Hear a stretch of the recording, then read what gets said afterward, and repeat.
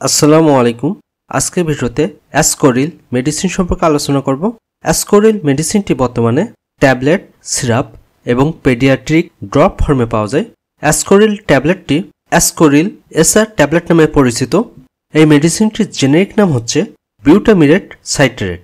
অ্যাসকোরিল মেডিসিনটি Incepta pharmaceuticals limited কোম্পানির product. আজকের ভিডিওতে অ্যাসকোরিল মেডিসিন কি সমস্যার ক্ষেত্রে ডাক্তাররা প্রেসক্রাইব করতে পারে, এর খাওয়ার নিয়ম এবং পার্শ্ব প্রতিক্রিয়া খুবই সংক্ষিপ্ত এবং সহজ ভাষায় আলোচনা করার চেষ্টা করব। এই মেডিসিনটি মূলত শ্বাসনালীর প্রতিবন্ধকতা দূর করতে সাহায্য করে। যে কোনো ধরনের তীব্র থেকে দীর্ঘমেয়াদী কাশি, বিশেষ করে কফযুক্ত কাশি বা কফের সমস্যায় এটি ব্যবহার হতে পারে। অপারেশন এবং সার্জারির আগে এবং পরে ব্রঙ্কোস্কোপির টেস্টের ফলে যে কফ সৃষ্টি হয় তা দূর করতে এটি সাহায্য করে।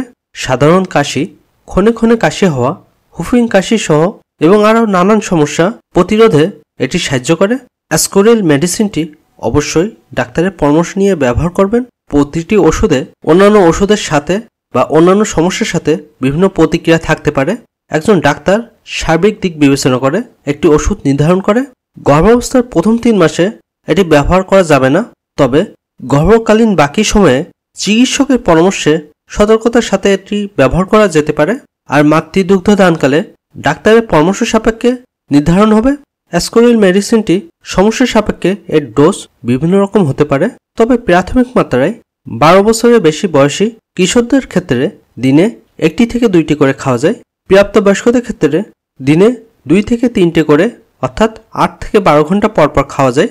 আর বাচ্চাদের ক্ষেত্রে ডাক্তারের পরামর্শে সিরাপ খাওয়ানোই বেটার। যদি এই মেডিসিনটি খাওয়ার পরেও 7 দিনের মধ্যে কফ না যায়, তবে ডাক্তার বা ফার্মাসিস্টের পরামর্শ নেওয়া উচিত। ওষুধটিতে বেশ কিছু সাইড ইফেক্ট আছে, তবে সব ধরনের সমস্যা সবার ক্ষেত্রে দেখা দেয় না। এটি খাওয়ার পরে কখনো কখনো ফুসকুড়ি, বমি বমি ভাব, ঝাপসা ভাব, ঝিমুনি, মাথা ঘোরা, ডায়রিয়া সহ আরও বিভিন্ন সমস্যা দেখা দিতে পারে। সবাই সুস্থ থাকুন। আল্লাহ হাফেজ।